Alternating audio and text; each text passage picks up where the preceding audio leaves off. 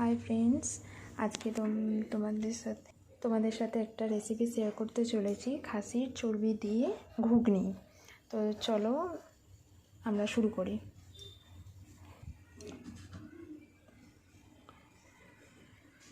এখানে কড়াই আমার গরম হয়ে গেছে, তো তেল দিয়ে দেব।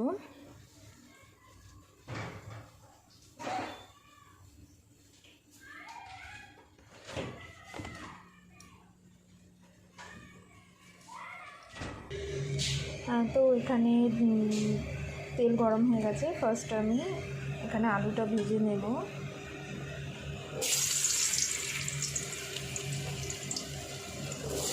এখানে দুটো বড় সাইজের আলু নিয়েছি আমি।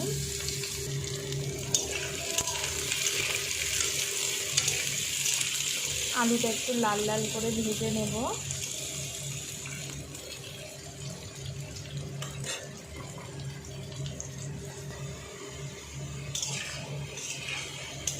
এখানে আলুগুলো আমার ভাজা হয়ে গেছে লাল লাল করে একটু। এবার আমি আলুগুলোকে তুলে নেব। এবার ওই তেলের মধ্যে আমি এখানে ফোড়ন দেওয়ার জন্য নিয়ে নিয়েছি শুকনো লঙ্কা দুটো, জিরে আর দুটো তেজপাতা দিয়ে দিলাম।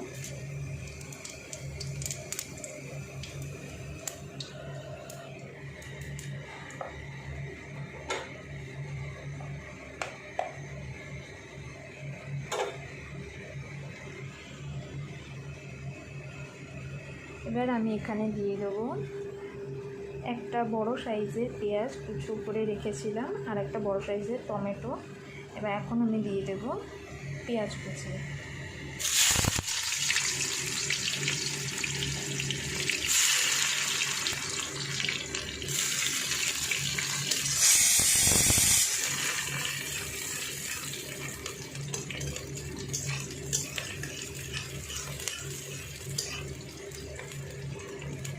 পেঁয়াজটা একটু লাল লাল ভাজা হবে।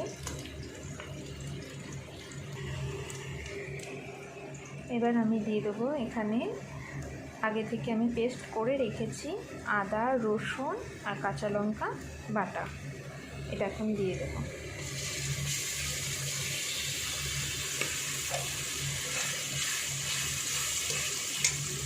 এরপর টমেটোটা দিয়ে দেবো।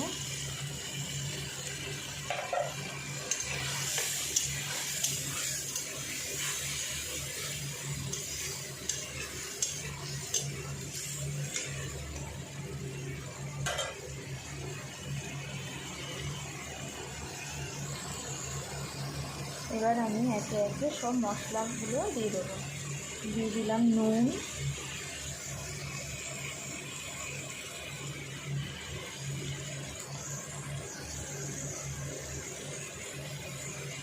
হলুদ,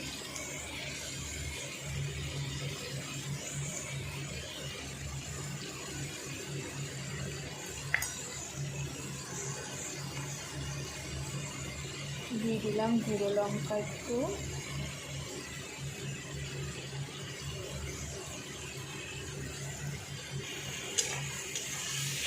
এবার এগুলোকে ভালো করে মিক্স করব।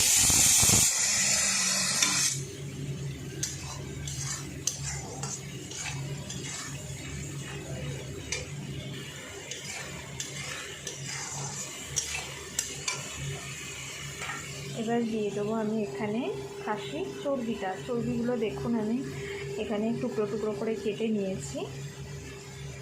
এখানে 250 গ্রাম চর্বি আছে, আমি টুকরো টুকরো করে আগে থেকে কেটে রেখেছি। এটা এবার দিয়ে দেব।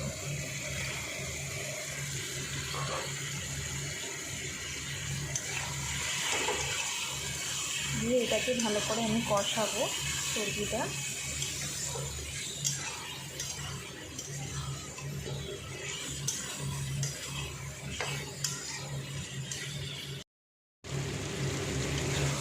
এবার এখানে কষানো হয়ে এসেছে প্রায়, দেখুন তেল ছেড়ে দিয়েছে,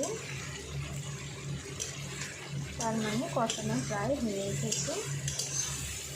এবার আমি এখানে আলুটা দিয়ে দেবো। ভেজে রাখা আলুটা দিয়ে দিলাম। দিয়ে এবার আলুটার সাথে কষাবো।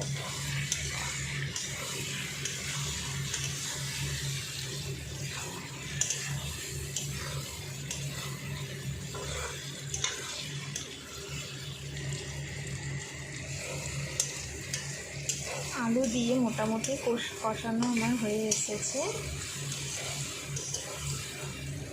এবারে আমি ওই সিদ্ধ করে রাখা মটরটা দিয়ে দেবো।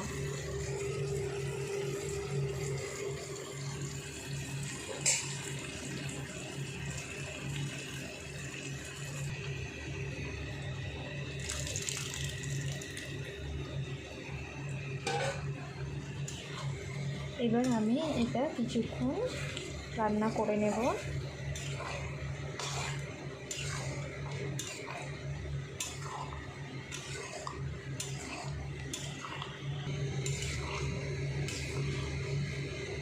এবার এতে আমি পরিমাণ মতো একটু জল দিয়ে দেবো।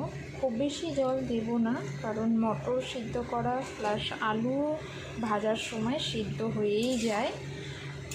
আর অল্প একটু সিদ্ধ করার জন্য অল্প জল দিলাম। এটা আমি 5 মিনিট মতো ঢাকা দিয়ে রান্না করে নেব।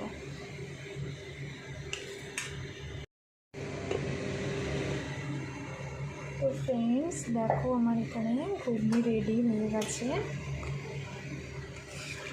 একদম পুরো রান্না হয়ে গেছে। এবার সার্ভ করার জন্য ঘুগনি রেডি। তো তোমাদের সবার যদি ভালো লাগে একটা লাইক করো অ্যান্ড কমেন্ট করে জানিও কেমন হয়েছে। তোমরাও বাড়িতে ট্রাই করো। তো আজকের মতো টাটা, আবার নিউ ভিডিও নিয়ে দেখা হবে তোমাদের সাথে।